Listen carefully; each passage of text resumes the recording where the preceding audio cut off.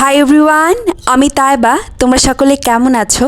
Hostel থেকে বাসায় এসেই দেখি বাসার বারান্দার করলা গাছে অনেকগুলা করলা হয়েছে। তোমাদের কার করলা ভাজি কেমন লাগে জানি না, কিন্তু আমার কাছে গরম ভাত আর করলা ভাজি অনেক প্রিয় একটা খাবার। তো বারান্দায় করলা দেখে আমি আর লোভ সামলাতে পারি না, সাথে সাথেই বারান্দার করলা পাড়া শুরু করে দেই। আর বারান্দার এই করলা গাছের করলা কিন্তু একেবারে ছোট যে করলাগুলো হয় সেগুলো, তবে এগুলো খেতে কিন্তু ভীষণ মজা। আচ্ছা, কার কার তোমাদের আমার মতো করলা ভাজি পছন্দ আমাকে জানাতে পারো। তো গাছের চিপায় চাপায় অনেকগুলো ছোট ছোট করলা ছিল, তো আমি এই সবগুলাই পেরে নিচ্ছিলাম। এখানে কিন্তু মাত্র 2টা গাছ, তবে আলহামদুলিল্লাহ ভালো করলা হয়েছে। আর অনেকগুলো ছোট ছোট করলা ছিল, সেগুলোও বড় হচ্ছিল, ওগুলো আর পারি নাই।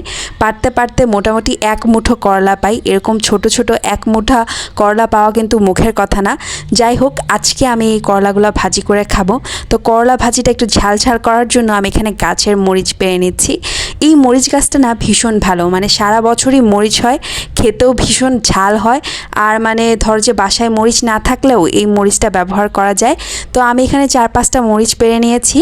মরিচগুলো পাড়া শেষে ধুয়ে নিয়েছি। আর এখানে আমি করলাগুলো খুব ভালো করে কুচি কুচি করে কেটে নেই।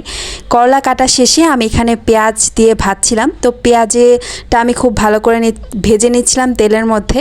এরপর আমি আলু আর করলাগুলো মিক্স করে ভেজে নিচ্ছিলাম। এটা করলা ভাজি কম, আলু ভাজি বেশি হয়েছে, বাট খেতে কিন্তু খুবই মজা ছিল। গাছের করলা, আসলে গাছের জিনিস খেতে এমনিই ভালো লাগে। তো করলা যেহেতু অল্প ছিল, তাই আমি একটু বেশি করে আলু দিয়ে ভাজি করতেছিলাম। আর এই ভাজিটা খাইতে গরম ভাতের সাথে অমৃতের মতো। আর আমার কিন্তু করলা ভাজি অনেক পছন্দ, আগেই বলেছি। আমি এখানে গরম ভাত নিছি, এর সাথে করলা ভাজিটাকে খুব ভালো করে ভাতের সাথে মাখিয়ে খাচ্ছিলাম। আর খেতে খুবই ভালো লাগতেছিল। তোমরাও এরকম 1-2টা গাছ লাগাতে পারো। আজকের ব্লগটা এই পর্যন্তই।